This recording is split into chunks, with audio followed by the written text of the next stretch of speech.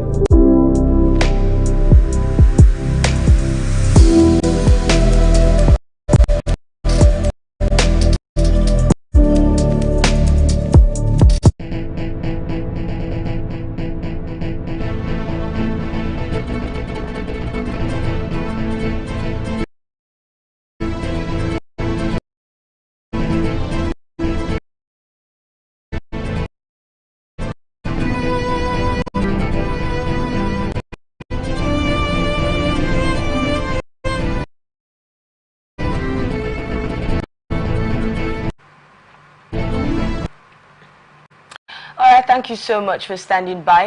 Let's go straight to it. I after that break, we'll let you know who our guest in the studio is.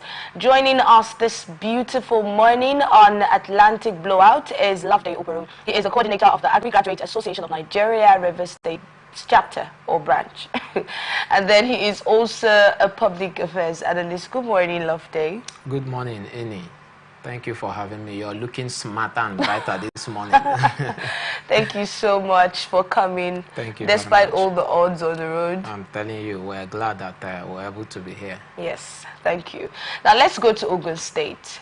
Ogun State Governor Dapo Abiodun has disclosed plans by his administration to introduce a price control mechanism in the state in order to ensure food security.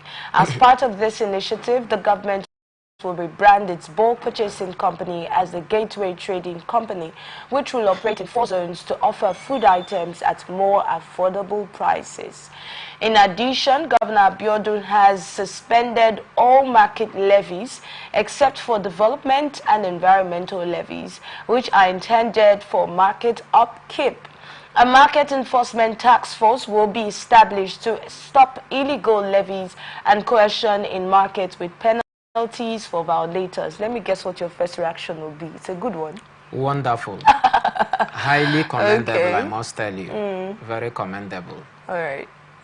The governor of Ogun State have done marvelously well. Even if I was expecting to hear that the policy has been fully implemented or that is being implemented, you know, but all the same, having initiated this particular policy is a good one, and that is what the people need at this particular point in time. I believe other state governors will follow suit. Have you noticed that a lot of the times we get to hear that the government wants to start something, the government is to do this and to do that, but do we really hear, as much as we hear that, do we also hear that the government has started this particular policy, or these are the things that we have done and this is the result we're getting already? How much do we even hear that compared to what we hear about plans by the government? That's one of the major challenges of our government, especially in this part of the country. We're good at painting pictures. Our government, you know, they know how to paint pictures, they know how to campaign, you know, develop a blueprint. But when it comes to implementation of some of those wonderful policies, it becomes something else. Like I said, when I went through that story, one thing that came to mind was the implementation and the, you know, notifying the public of the outcome of this particular initiative. It's not just about, you know, enacting policies. We want to do this. Soon we're going to start this. The people also want to get progress report. We want to see how far you've gone. We want to know when the initiative has officially been launched, and then also know how far that initiative is impacting on the life of the people. But on a general note, I think the initiative is quite commendable, but the government just having meeting and, you know, telling the people that they will soon start up. The government should start up as soon as possible, because believe me, the people are really lamenting. The people are crying. A lot is going on when it comes to, you know, what the consumers experience with traders in terms of purchase of goods and services. So the government should, as quickly as possible, start the implementation of this particular policy. Most times when we hear stories like this, the first thing that people would say, or any analyst might want to say, is what you already said about the fact that a lot of times we get to hear plans, but we don't get to see the implementation a lot as much as we hear the plans, right? Yeah. What do you think would be the bottlenecks that are, you know, like hiccups to this implementation? I'm asking you this question. You're a leader of an association, and you have this is not just an association that's just in Rivers State, it's in various other states. Sure. So it means you have people that you lead, so you're in leadership. Sure. So what do you think are usually the bottlenecks towards implementation of some of these amazing government policies? Yeah, one of the major setback or challenges to implementing some of these policies when it comes to those in a leadership position, especially the government, is the godfatherism syndrome. You know, those that have been ahead in that particular office or system, especially if they are of this, if they are coming from a background that has taught them how not to allow your subject, those you have brought on board, to outshine you or outsmart you.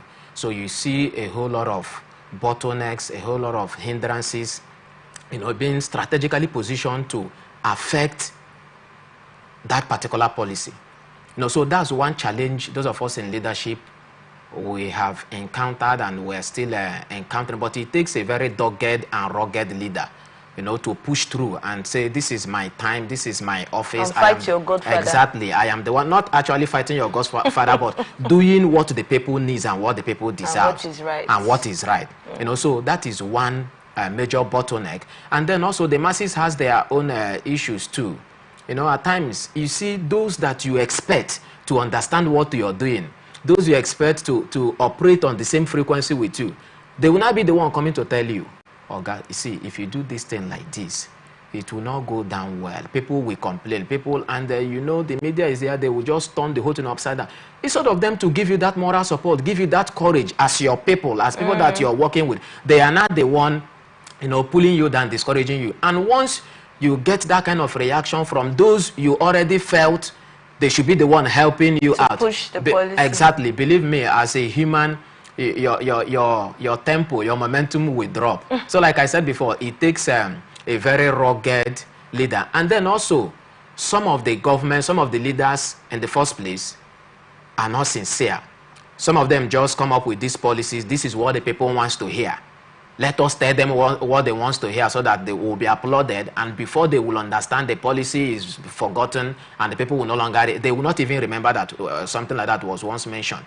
So the government, the leaders also have their own strategy to making the people applaud them, and at the end of the day, they now retire back to what they are used to doing.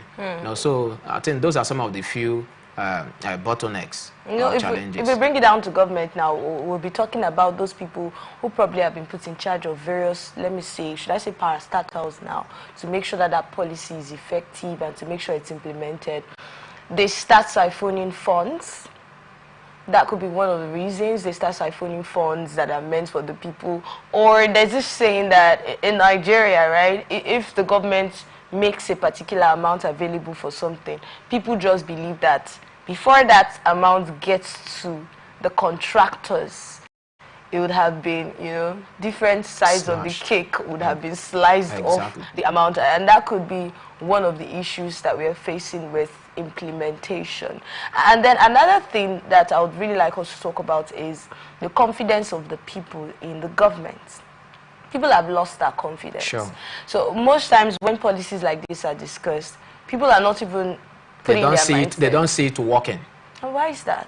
They don't see it working because over time, like I said, I think one of the shows here, I said that it will be difficult for a particular government to convince me of any policy until I see the implementation, until I run an analysis and see the positive impact of that policy on the people or the beneficiary.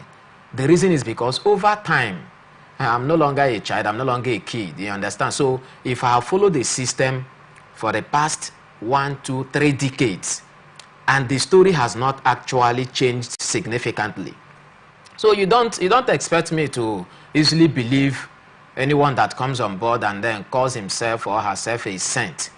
I wouldn't want to be driven by verbal expression. I want to see results.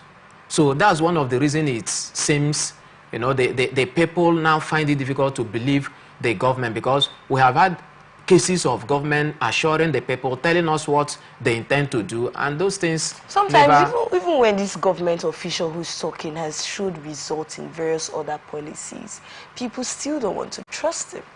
Yeah, because I was telling somebody a few days ago, I said I've come to deduce or conclude that government does not embark on projects that isn't profitable to the government officials, especially the pioneers or those driving that particular Yes, that's my personal conviction. That's what I've come to believe. I don't want to know what any person wants to say. It's based on my own personal analysis and conclusion. Before you see a government driving a particular project, or policy, believe me, there are government parastatals, there are government functionaries, government personalities or personnel that will be the direct beneficiary of that particular initiative. Otherwise, from the little I have gathered, no government will want to do what will directly impact the masses without having their own men being the direct and the first beneficiary.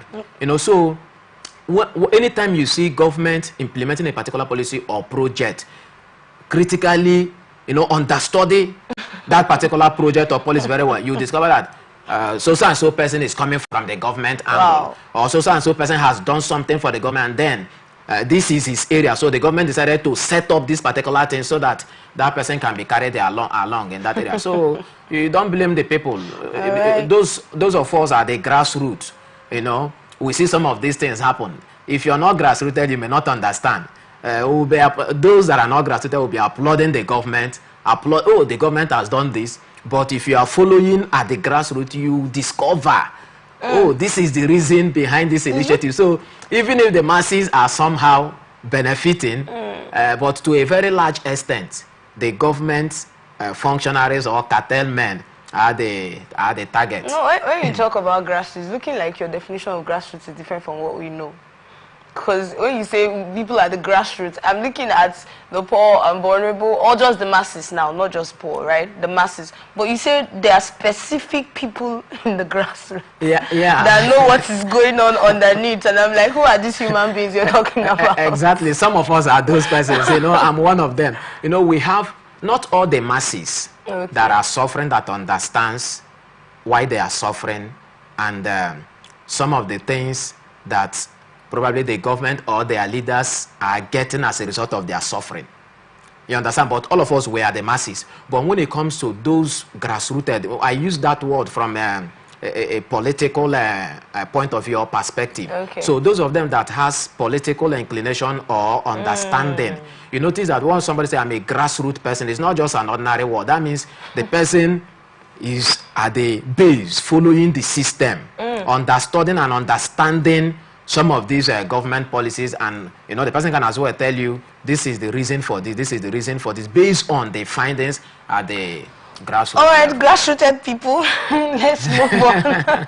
The House of Representatives Minority Caucus has expressed deep sorrow over the widespread floods that have affected several major cities in Nigeria, including Maiduguri, Bayelsa, Bauchi, resulting in loss of lives and significant property damage. In a statement that was signed by the caucus leader, Representative Kingsley Chinda, the lawmakers extended their sympathies to affected families and called for urgent emergency relief efforts. The caucus commended humanitarian organizations for their work and urged all levels of government to intensify their emergency response. Additionally, they stressed the importance of proactive measures to prevent future disasters rather than relying on reactive responses after the damage is done. Flood.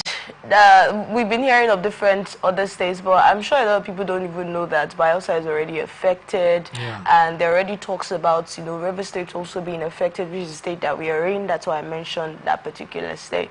So there's nobody who would say, oh, it's not coming to my doorstep, or it's not going to affect me in any way. You definitely would have family members or friends somewhere, somehow. If you don't, Nigerians who are affected are your brothers. We're all from the same country. So this is definitely something that we should talk about and also get to analyze and make sure that it doesn't, you know, keep reoccurring. But let's get your thoughts on this story.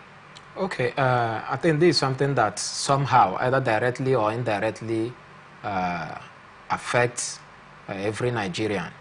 If it doesn't affect you as a person, it might affect your business or somebody that is very close to you or a friend, you know. So it's something that Nigerians should take very seriously, especially Nigerian government. Yes, the minority caucus leader have said something. That particular platform, they have issued a statement. But I want to say this. Let it not be because they are of the minority or opposition that is making them issue this kind of statement. It shouldn't have any form of, you know, political under to just to attack the present government. If that is the reason behind it, believe it, their push and their statement may not also yield any positive result. But if they are sincere making this particular statement, that is what it should be. But also knowing that the minority leader has also been in the house, for how many years now? I think for more than 3 tenors or thereabout.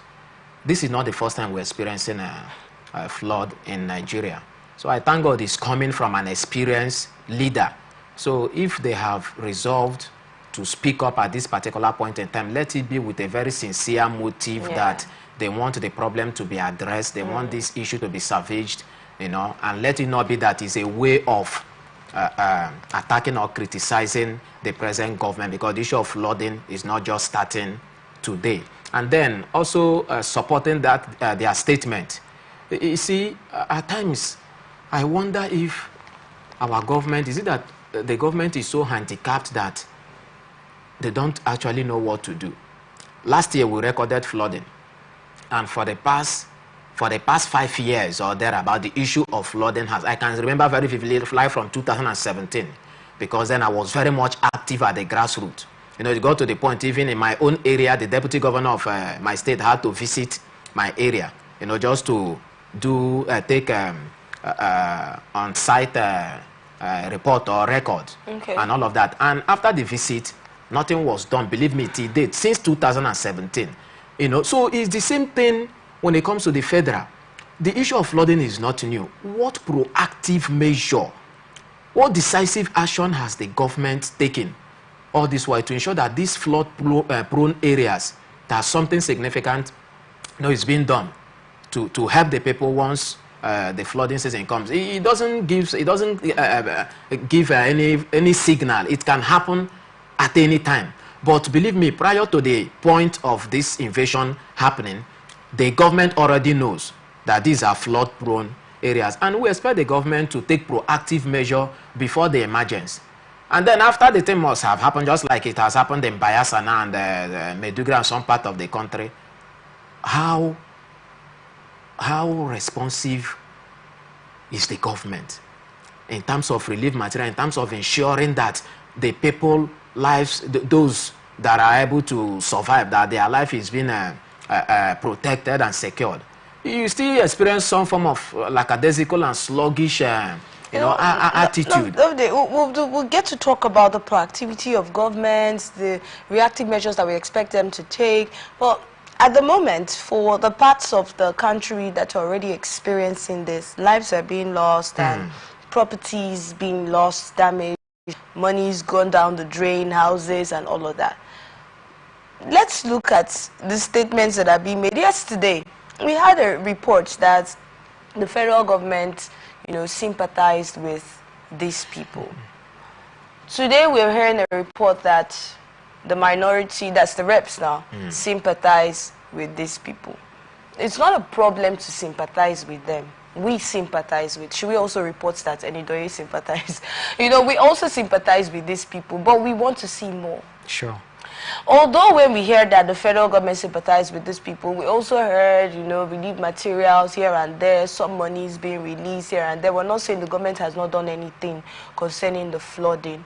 But your sympathy right now is not what we need. Your sympathy should actually produce a result. Significant result. Do you understand? So let's look at the reactive measures now that are being put on ground now. Currently, when monies are released, a lot of times it begs the question, will this money really get to the actual victims? Secondly, for the places where should I say camps now, where these victims are probably being kept, what is the state of these camps? What are the measures that are put on ground on those camps? Because a lot of times we heard them complaining over and over again about the condition of this. Now let's look at the reactive measures. From your analysis, you're a Nigerian, you probably have been following the story. What do you think? How would you rate government's reaction to this particular case of flooding? Of course, we can't get good rating because there is no form of active preparation before the flood invasion. Even now, after the flood, how reactive have we even been? For me, is below average.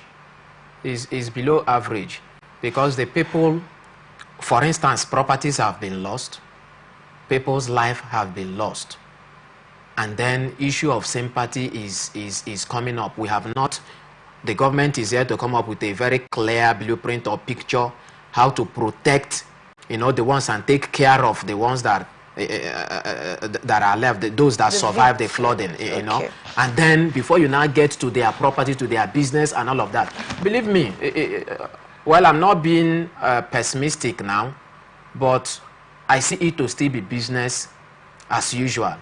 Just after this period, the whole story, everything will just go down the drain, and the people will start life afresh. That's the way I look at it. But we will not stop appealing, and we won't stop hoping. Yes, definitely will not stop hoping. So I want to appeal to the government to please, aside the reactive measures, they should look forward to a lasting or more permanent or significant solution to this particular problem. For goodness sake, cities can be upgraded. You know, we can have more cities within a particular location, a particular state.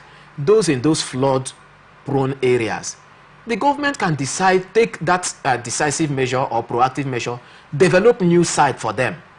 There are so many places in this country, even within those states, that a flood is ravaging the people. There are some undeveloped areas that the government can consciously develop those places and make it a place that will be very convenient and suitable for the people. Over time, you gradually move these people out of those flood-prone areas to a very more conducive environment. I think that is what we expect the government to do. There is no amount of reactive measure by the government that will address the issue or solve the problem or help the people regain what they have lost. I don't see that coming. You know, the dam issue now, a lot of people are saying that this is not just a natural disaster. Besides the fact that we heard notice before it happened, and then now it has happened, right? And before we even heard the notice and the forecast and all of that, it is something that should have been prepared for. Sure.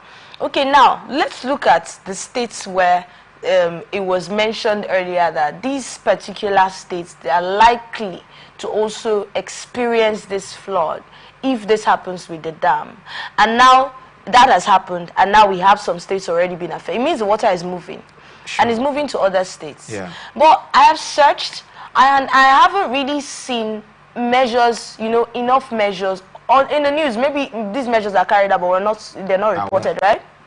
But I've not seen enough measures being carried out by these state governments where they have said this state is prone to experiencing flood. Now the water has not gotten to our states. How much have we done to make sure that we know the flood-prone areas, like you said? Sure. How much have we really done to make sure that these areas and the people, do we have to wait till when the flood comes to our states? That's the Nigerian fact. Then the government will come out. Then the governor will come out and say, "Oh, all of the people staying in so area, I see that you're already inside water. Can you please, can you please move?" And then they will now seize the opportunity to also empower their faithfuls, empower some of those. You know, we have seen a lot in this country, and we keep saying that it will be difficult for any person, any government or public office holder to convince me as a person based on policies until I see those things affecting the people positively. Believe me, like you said, some of these states that has already been mentioned, the government will not do anything, because doing something nice like the government spending something that will benefit the masses. But once flood finally invades the area, you now see measures, relief materials. They start calling on doctors, they deploy people and start taking pictures and all of that. But prior to that incident, where we are supposed to have been, you know, fully prepared and organized, waiting for that particular thing to happen, peradventure it happens, you will not see any proactive measure. You will not see any significant move. But once it finally happens, you will now see proposal here and there. Politics. How do you see politics in this already? Yeah, but that is what we've been experiencing. That is how it is. Otherwise, if our government are to be very sensitive and of people, the challenge of the people they are leading is their utmost priority or concern. That's addressing the challenges. Do you want to tell me that any reasonable and responsive government, having received that kind of alert from NIMET and all relevant agencies, will keep mute and then praying that it shouldn't happen, waiting for it to happen before they take active measure? No. I don't think that is possible. So maybe we would have to go do more research, especially on River State. And then for people to be aware. But as it stands now, before I came to this show this morning, I never heard that the state government, is doing anything to that effect. Maybe the plan is still ongoing, but there is no time. I pray the water doesn't come before the plants. It has already started before coming. The plants finish. Because if it's in Bayelsa, that means we should start wearing our boots. It has started coming in my area. Some persons' phones are already up. Really? People are already preparing for it. I'm telling you, some persons have already laid to. It's coming from though. That may be likened to normal flood, but believe me, in no distant time can be recorded by those staying very close to water areas. We've had issues, we've had cases where the flood was almost to the roof level. Times like that, how do you want to put your double foam or something? You just run for your dear life. People should start, I think we should start doing the little that we can while we expect the government to do what they are supposed to do. All right, we also sympathize with all of those who have lost their lives and properties with this ongoing flood in Nigeria. Our hearts are with you, and we are doing our bit to also call on the government to do more, and also humanitarian agencies to also do more to make sure that the effect is not so much on these people. Now let's move on to the next story. Vice President Kashim Shettima announced that the federal government plans to integrate technology into Nigeria's education system to improve learning outcomes. During a meeting with the World Bank Nigeria team, Shettima emphasized that President Bola Tinubu is committed to using technology to address education challenges. He highlighted India's use of smart class technology in rural areas as a model for Nigeria.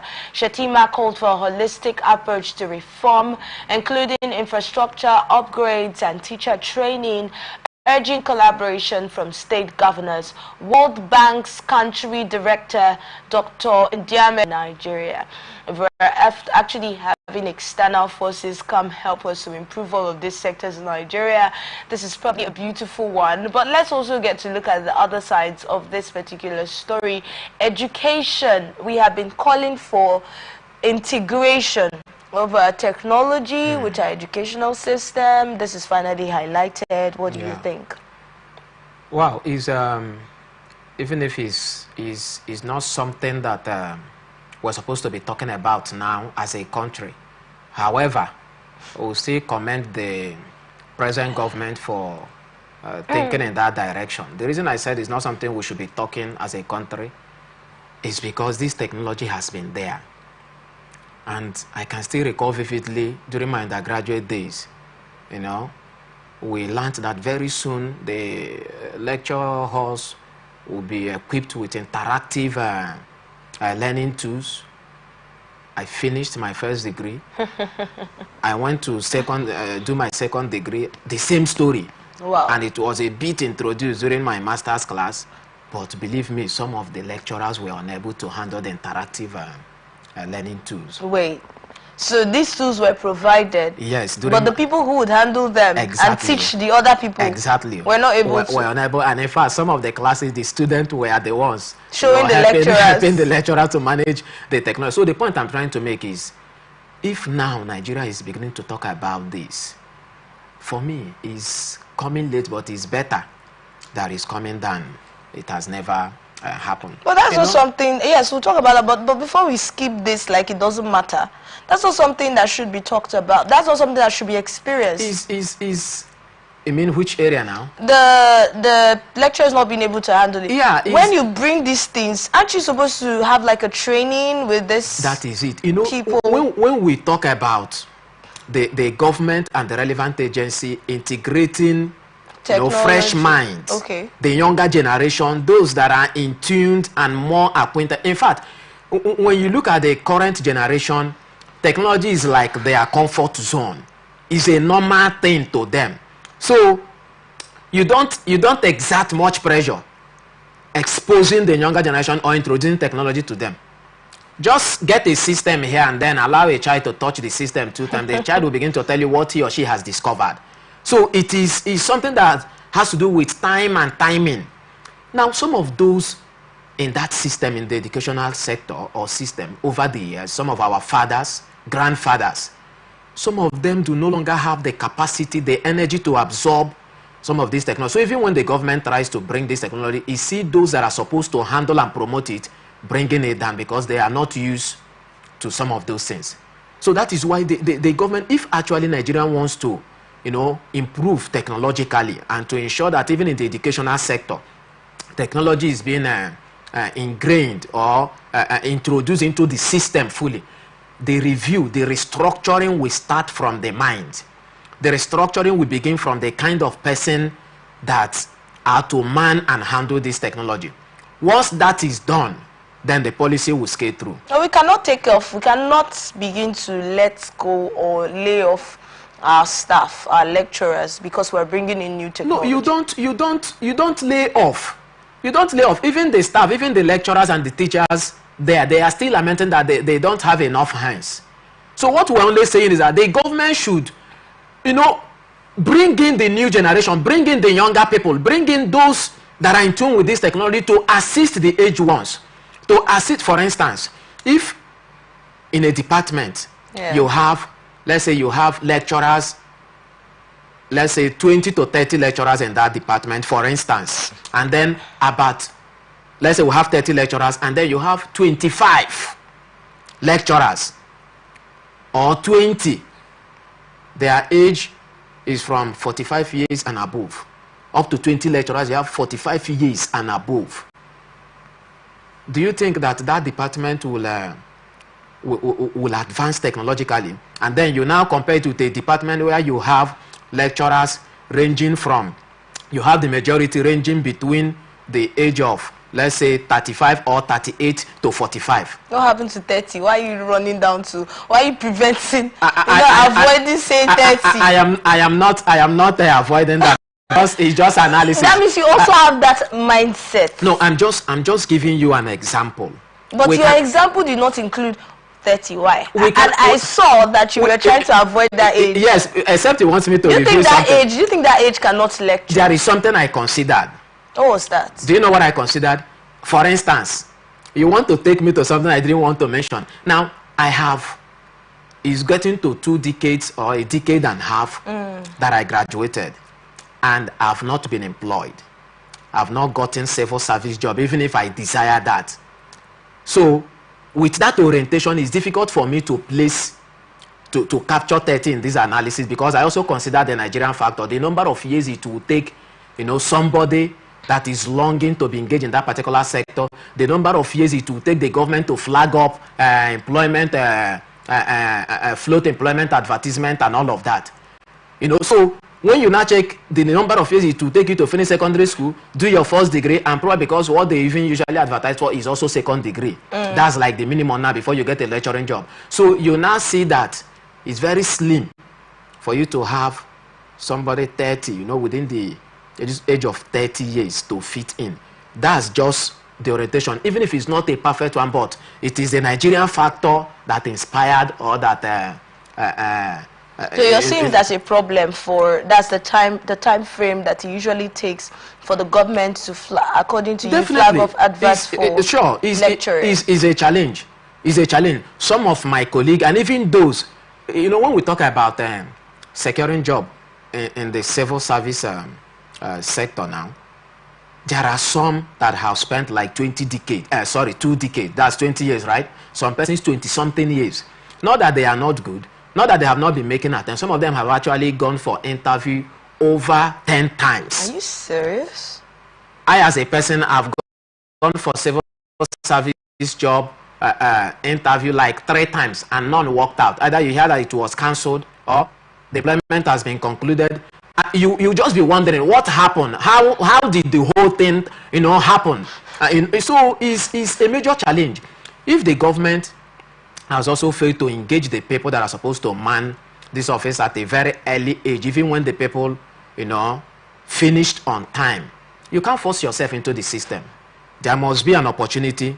The route must be open before you can access. So if like in my own case, and the route, they didn't open the route, or I wasn't lucky enough to get it, and age is no longer, I'm seriously advancing. And probably maybe at the age of 45 or 50, you finally, then I finally get your into that goal system. of how many years? Yes. You know, so do you think I will be very much active? That means that should also be handled. That should also be taken. Be looked into, because we've heard so many stories about employment in the civil service. In fact, I've seen cases like that. It's not just stories that we heard. You know, when during your youth service, as you're rounding off, you're thinking of getting a job. Sure. And then I saw my mates at that time, you know, try to get into the youth service, into the civil service, and the amounts that were being called that you'd have to pay to work and collect.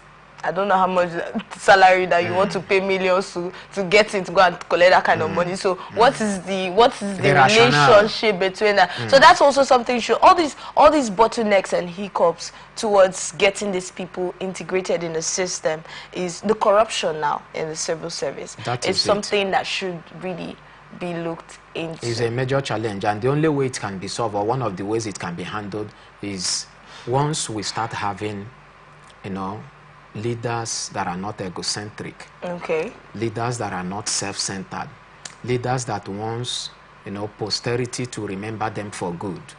Once we start having those kind of leader, then believe me, we are very much close, over 80%, to addressing these issues.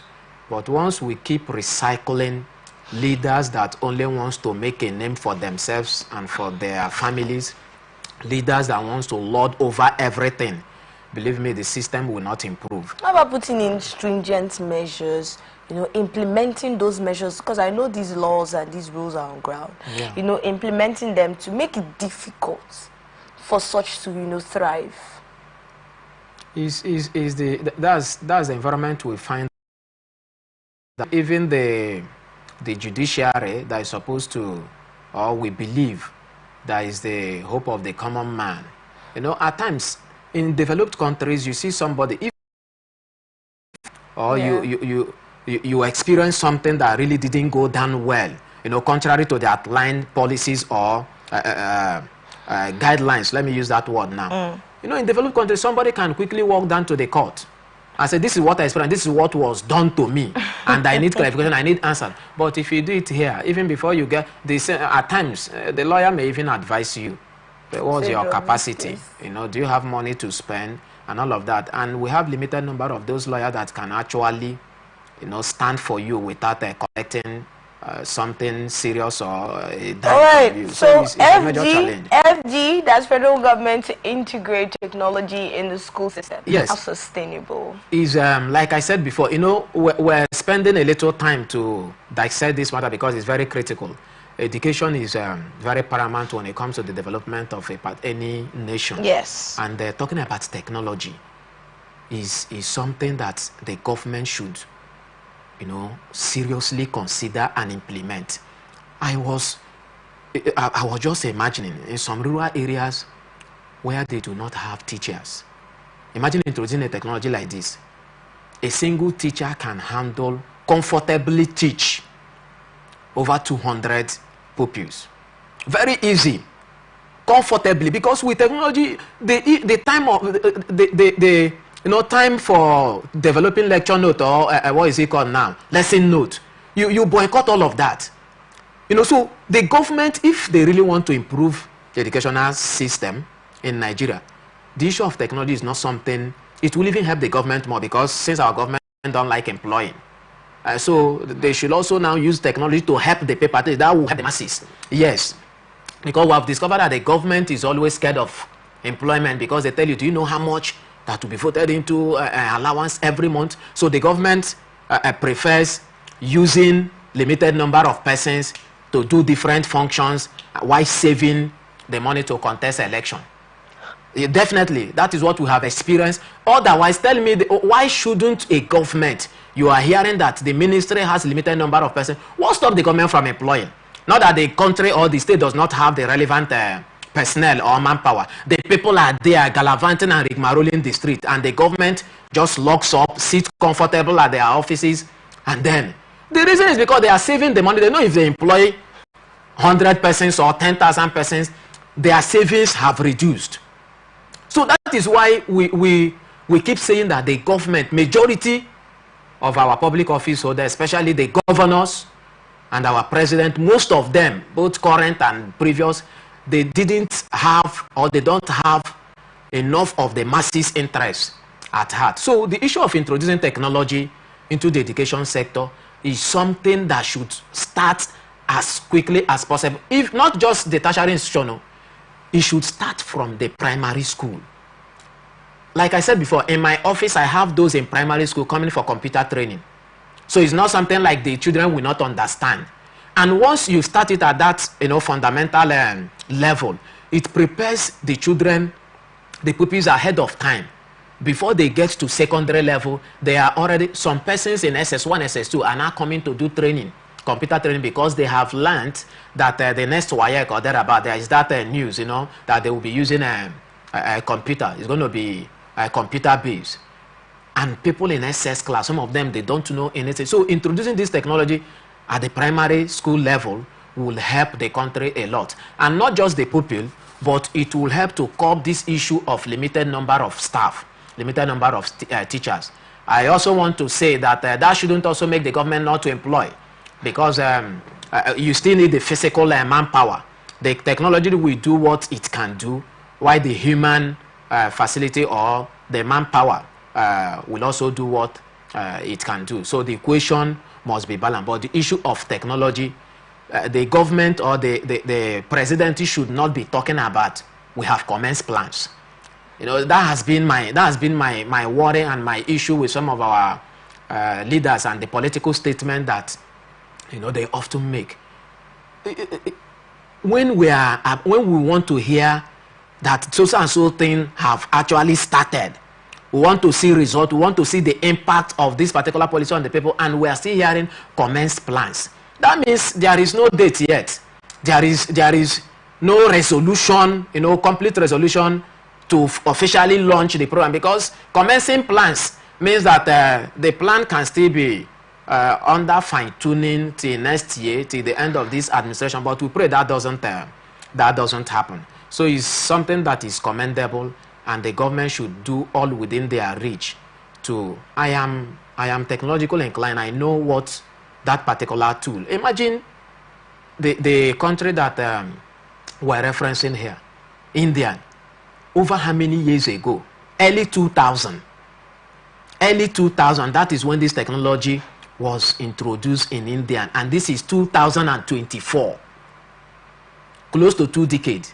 That is when our presidency, our government, the government of our country is now trying to, introduce or make reference to a technology that has been used, that has been that has been utilized by a nation for over 15 years, and it's coming. Well, we're not totally against that, but our government should.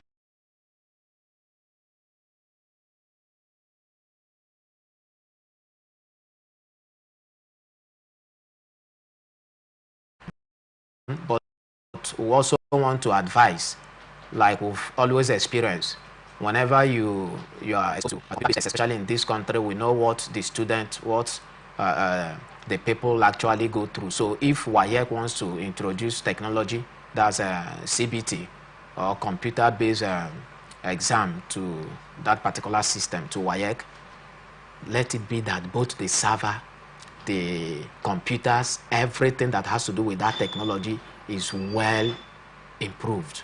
Let it be a technology that will not, cause our students to fail exam, and at the end of the day, they will not hold any person responsible. You now inflict more hardship and pains on the parents that managed to register their children for WAEC. Believe me, not all parents can afford to consistently register their children for exam, maybe on 2 consecutive times like that. It's not. Some of the parents, they do that. Oh, my son has finished SS2, he's now in SS1, she's now in SS2. So it is necessary that he or she must write WAEC. Once that student fails, some parents, you're on your own. We have settled you. So the child will now have to walk out the money before he or she. So let this technology not inflict more pains and burden on the poor masses. So if they are introducing it, let the system, let WAEC ensures, let the government ensures that all that is needed to make that system work effectively should be put in place. Let it not be like the voting machine that was introduced, you know, to Nigeria, and we're still doing manual process. You know, if it's if it's actually managed properly, this is supposed to make it easier for the students. Because once you're done, you see your score, and that's it. There's nothing like the issue of malpractice. They didn't mark my scripts. They didn't mark what I wrote. Students going back to tell their parents, I know what I wrote. That's not what I got, and things like that. At this point, we'll go on a short break, and after that, we'll return to talk about other pressing issues in Nigeria. Please stay with us.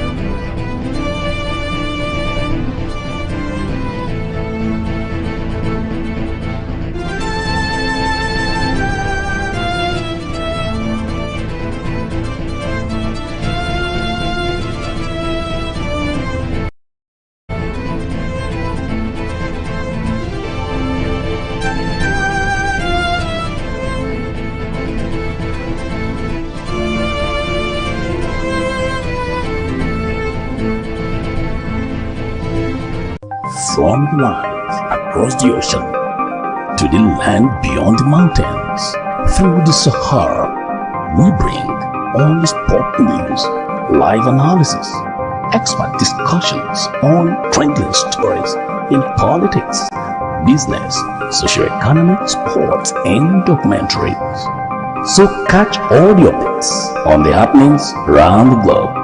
Stay focused on the fact today. Only on ATN.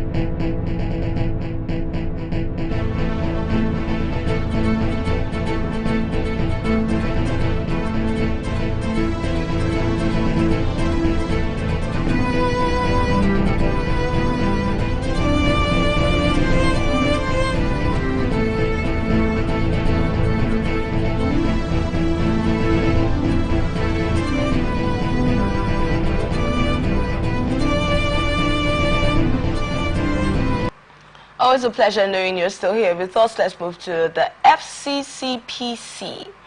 The Federal Competition and Consumer Protection Commission, FCCPC, has called on stakeholders in production and distribution to help curb price fixing and unethical practices. FCCPC CEO Mr. Tunji Bello spoke at a town hall meeting in Lagos, revealing that some traders form cartels to enforce price fixing through membership fees, which is illegal. Bello emphasized that despite economic challenges like fuel price hikes, some traders are exploiting consumers with disproportionate price increases. While FCCPC seeks dialogue, it has the authority to impose fines and jail terms on offenders. He also noted that the government's efforts to remain or remove taxes on imported food and pharmaceuticals to ease economic pressure. Iyaloja of Lagos, Mrs. Folashade Tinubu, called for cooperation to ensure fair pricing, while FCCPC's Dr. Abdullahi Adamu reiterated the illegality of price gouging and collusion. So he has said because of a membership fee that they have to pay, they have to then increase the price of their goods. So this is beyond fuel scarcity, beyond all of those market forces. This is another issue. In fact, I think it's a market force, right? Serious all right, one. let's get your thoughts on this. It's a serious issue indeed. Now, at times I wonder why Nigerians will choose to be wicked to Nigerians. Of course, it's not good to be wicked to anybody, but you know, for goodness sake, we should be patriotic. We should try to empathize with each other as well as empathize with one another. The country's economy is already telling on everybody, and you still see some persons, they are not selling, they are not buying, they just form cartel or one committee or the other. I call it extortion, and they start extorting money from traders. True. Is unheard of. Is unheard of, and the FCCPC should rise up to this particular anomaly and curb this menace. Is so painful, and all of these things boils down to, they tend towards inflicting additional hardship on the people, on the masses, especially the consumers. Of course, if I'm a market, if I'm a trader, and then there is a committee, maybe there's a young man, because we have come to discover that even most of these committees, most of these cliques are not registered organizations.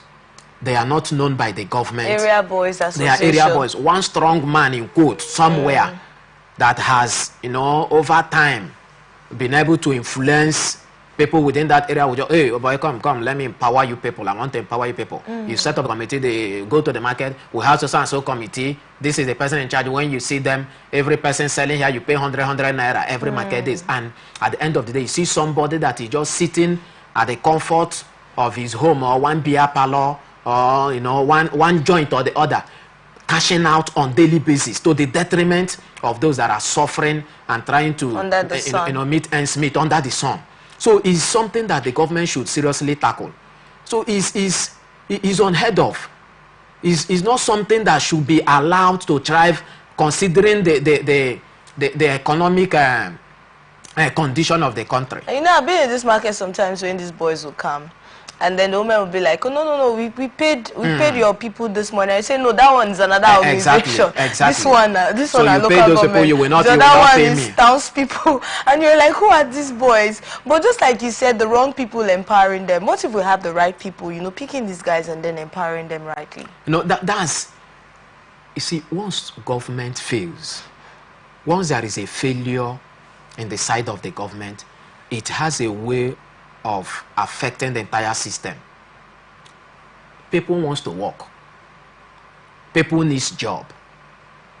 Now, since the government has failed to engage the people meaningfully, believe me, anything that will bring income is work for some persons. So these are hungry people too. Definitely, of course. And they have to eat. They are, you know, the kind of boys they use are the ones that if they see 1,000 naira, 1,000 naira is too much. Do you know how they fight for those 100 naira? You can understand that. From these so women? if the government has failed, believe me, the people will look for a way to survive. To survive. We are not encouraging that, but the government should also see it from this perspective of them not doing what is required, and then, you know, by implication is now contributing to some of these menace we are seeing.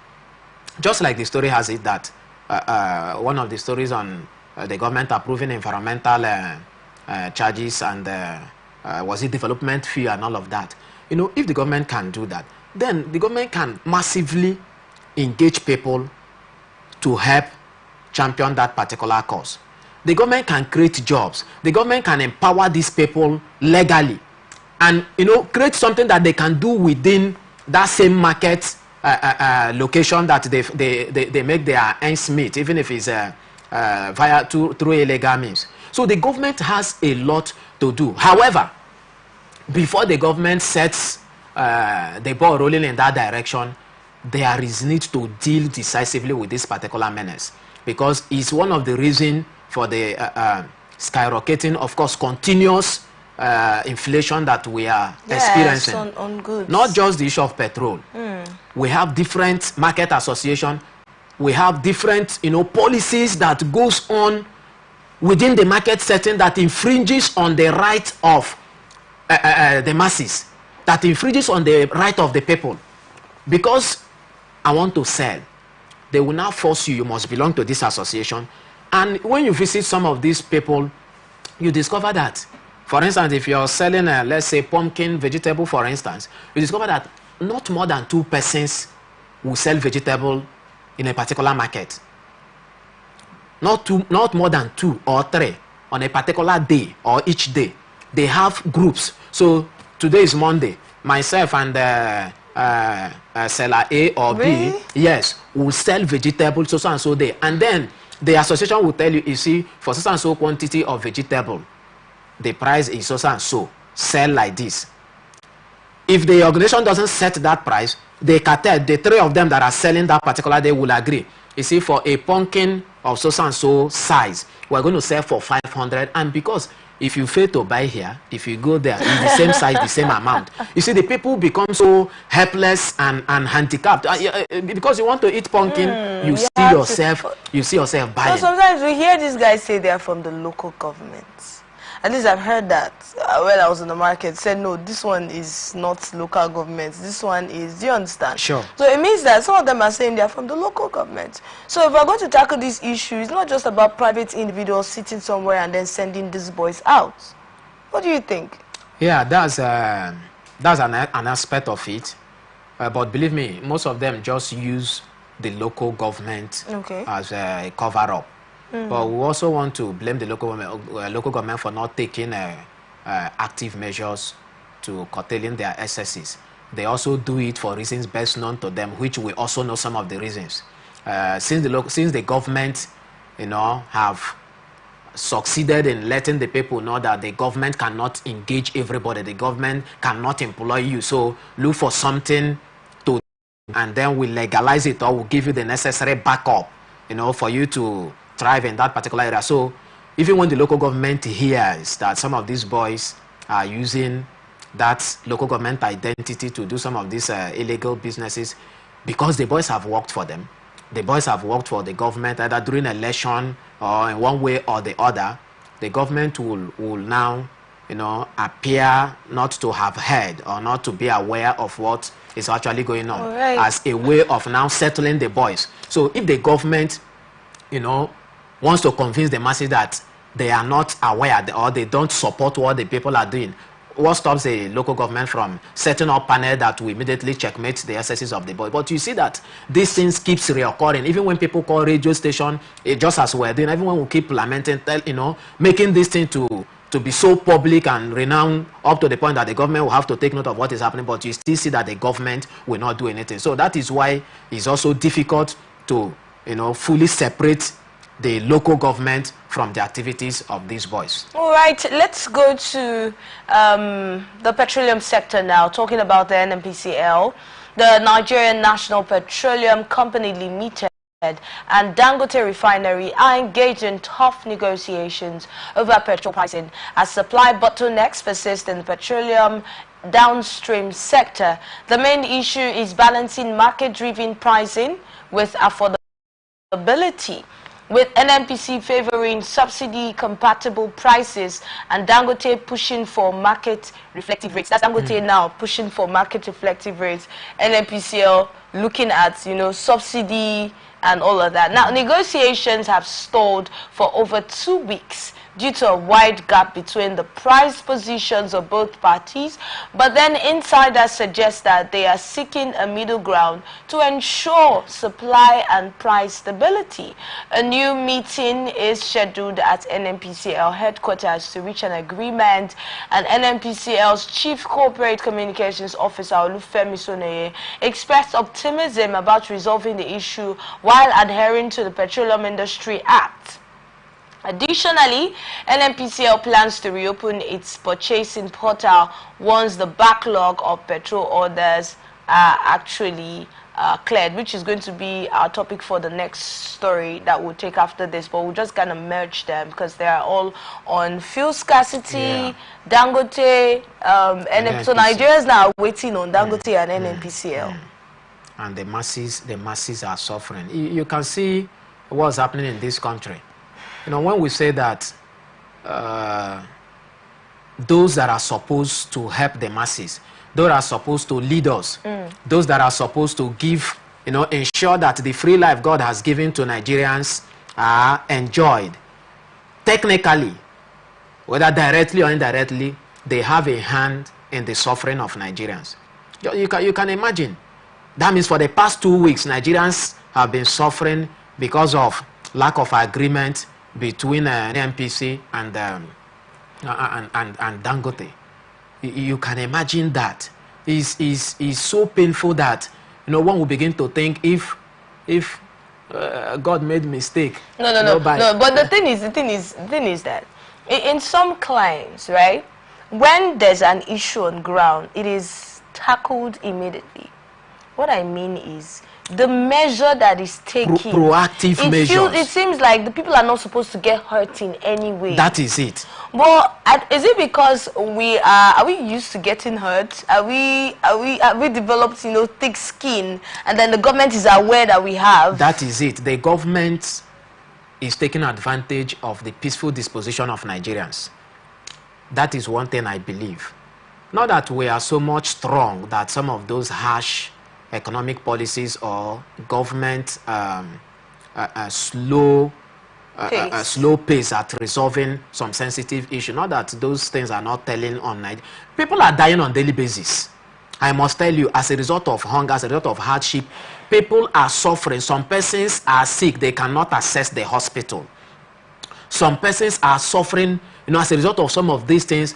Oh, for goodness sake, it is only what we hear on media. Those are the ones we feel that actually things that are actually going on, but that's not true.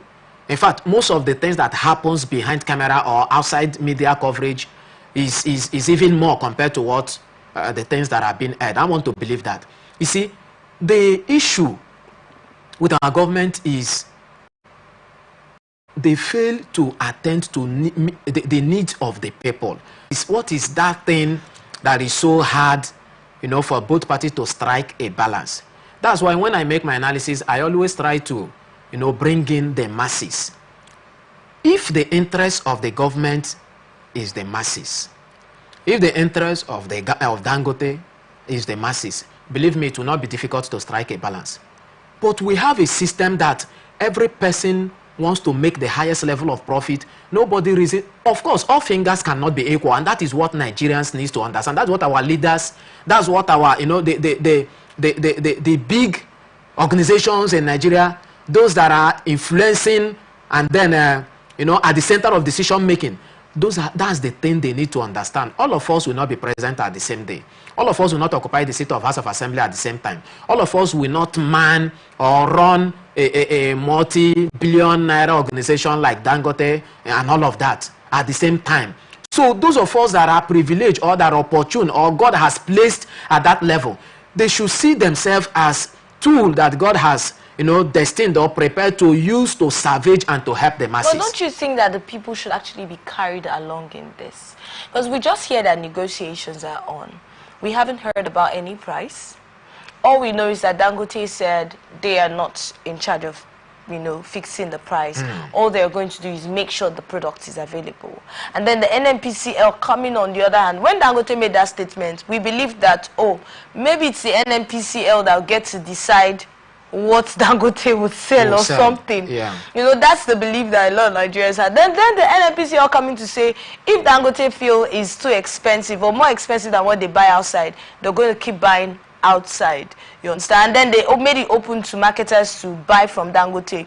They're like, we're not going to buy from them for you to buy from us. Go and get from Dangote if you like. You understand? So it's more like a back and forth, and it's no longer clear to a lot of Nigerians. For NNPCL to have made that statement, it means they're taking their hands off the price of the fuel, which Dangote has said depends on them. And now the marketers are telling us that they are waiting for Dangote and NNPC to finish their negotiations. Exactly. And then reports are saying there will be a meeting today, which hopefully will make them finally finalize. Let's hope so. The negotiation. So don't you think that Nigerians will actually be carried along? Has Dangote mentioned a price that the NNPC feel is too much? So we're not even being told these things anymore. That is it. Nigerians are not seen as interested party. The place of Nigerians, the position of Nigerians, they don't have anything to, it's not being considered. So that's why they are struggling with this. And once they are able to strike a balance, whether Nigerian likes it or not, you people, you just have to follow. You just have to follow suit. So it's not a new thing. It has been happening. Nigerian, we know how to swallow. We know how to take, consume whatever that comes from the government. We expect that this would make fuel cheaper, because this. But the reverse is now the case. And my greatest fear is let this price not remain there, because over time, remember where this increment started from. It's gradually got to 5 something, 6 something. But you know that they said they buy it expensive from outside. You understand? Yeah. That's why some independent marketers had to take their hands off importing fuel. They had to just go depend on NNPCL, to get. And then the NNPCL saying they're the sole importer of fuel and all of that. All of those arrangements that were done later. But initially, the independent marketers would also import fuel. But then they said it's now very expensive. We heard one of them the other day that before this current increase, saying that it's very expensive. You will not see fuel to buy in any country for anything less than 1,000 naira. Sure. So if they buy for 1,000 naira or more, how much do you expect them to sell it? They will be selling like 1,000 plus now. And now the NNPCL are buying probably at that rate, but they are, according to them, subsidizing it almost half the price, and that's what the independent marketers are buying. So if the NNPCL then increase the fuel price, which they just did, that's why it's more expensive now for the independent marketers to sell. Exactly. And that's how we are the ones bearing the brunt. But let's look at the next story, talking about the NNPCL opening their portal for independent marketers to purchase fuel. Nigeria National Petroleum Company Limited said its purchasing portal would be reopened as soon as the backlog of orders for petrol was cleared. Marketers have complained about the portal shutdown, adding that it encourages round-tripping of product supplies while driving prices. However, in a press statement that was obtained by Newsman, the Chief Corporate Communications Officer of NNPCL, Olufemi Sonoye, said that we have a significant backlog to address. The closure is intended to prevent us from holding marketers' funds for an extended period. This is looking like, okay, in his words, it will be reopened once the backlog has been sufficiently reduced. We are working to address this as soon as possible. That means the supply, the orders, that's the demand, is more than the supply. That's what it's looking at. That's it. That's it. So are we saying that the NNPC doesn't have enough to supply Nigerians now? That's the picture an NNPC is painting. That's the picture. So until the backlog is being cleared, their portal will not be open. And then what happens to the masses? That has not been put into consideration. You know, so the whole system is so tiring. Let me use that word. It is so devastating that one can hardly, you can't plan yourself. You can't organize yourself, because you might leave the house this morning and on your way back home, you start hearing a different. Of course, it happened to me. I stepped out, you know, I learned they were buying fuel for 1 tray or thereabout within my zone. And then while I was coming back, the same route I took, the price of transport increased. And I made inquiries. What happened? They said, we just bought fuel now, 1.4. Wow. You know, and then transporters can as well act funny at times too, that they bought fuel for 1.4. No, so you see, the whole system is telling on Nigerians, and we cannot stop but to keep pleading because we are helpless as it stands now. We are helpless. You talk about protests, that will not solve the problem. And then even if you protest, the whole system will be politicized and all of that. And then Labour comes out to do their own. You see the government also tagging Labour. So what should we do? Maybe we'll resort to praying and fasting. And that has been the problem in this country. We have learned that Nigerians... Prayer and fasting has been the problem in this country. Of course, that rather than Nigerians solving problem, now Nigerians are beginning to, you know, go a bit